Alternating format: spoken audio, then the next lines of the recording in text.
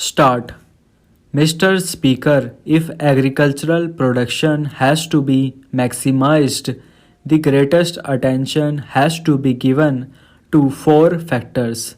First, seeds should be of the right quality, fertilizers, and high yielding varieties of seeds. Then, improved pesticides and water. As regards these four factors, it is interesting to see that government or the ministry does not appear to have paid any attention to certain malpractices that have crept into these matters. Take for instance seeds. There is no mention at all of the fact that a large percentages of these so-called improved or high yielding varieties of seeds are adulterated.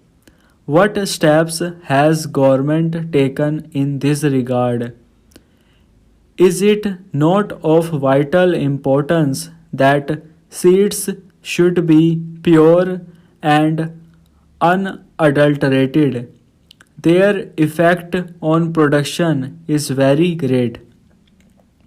Therefore, from this point alone, all possible steps should be taken to prevent adulteration.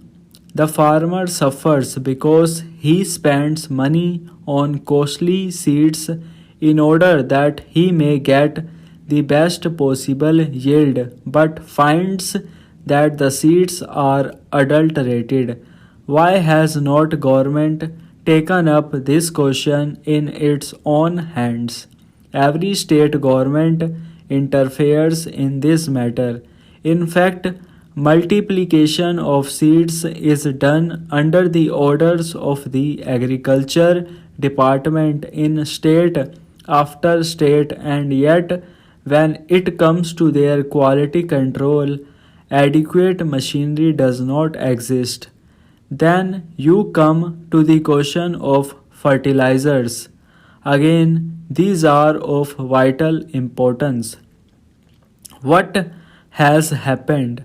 At one single stroke, government has doubled the prices of fertilizers and expects farmers to procure them in the required quantities, knowing fully well also that government fixes the prices of what they produce at a level which makes it impossible for the farmers to pay these high prices for fertilizers. The previous speaker referred to the Agricultural Prices Commission. The commission has fixed the price, say, of wheat at a certain level without taking into account the cost of production of the farmer. Yesterday, a member of the advisory committee to the Agricultural Prices Commission stated that he has sent his resignation because what use it was to remain in the committee if no importance was ever attached to the advice tendered on such a basic matter as cost of production. If cost of production is not taken into account, I would like to state here that it is difficult to see on what basis the Agricultural Prices Commission fixed the prices. Several agricultural universities have carried out surveys, and the results of these surveys are available. Punjab University carried out a survey, and other research students have also and have pointed out what the cost of production would be. For instance, in regard to wheat, they have arrived at the finding that the cost of production would be in the region of rupees 320. Yet, the procurement price is fixed at rupees 305. What is the justification for this in the face of the fact that the price of fertilizer, an important input, has been doubled? The prices have increased considerably, and many types of pesticides that are in the market today are adulterated. What steps have the government taken to ensure that the pesticides that in the market for sale to the farmers are of the right quality and are not adulterated ones? Is there any machinery in regard to drugs, at least in name? There is a drug controller in every state to see that the drugs sold are not adulterated. In regard to pesticides, have not you set up any machinery to ensure that the pesticides are not adulterated? Last but not the least important factor for maximization of agricultural production is water. They say they have programs for increasing irrigation facilities. During the fourth plan, they wanted to bring in a considerable additional area under irrigation so that they could have assured water supply. They have similar programs in the fifth plan.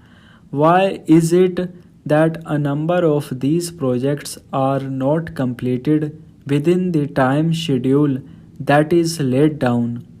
Why is it that a number of most desirable projects are not even taken in hand for years for one reason or another, and the majority of them are held up because of interstate water disputes?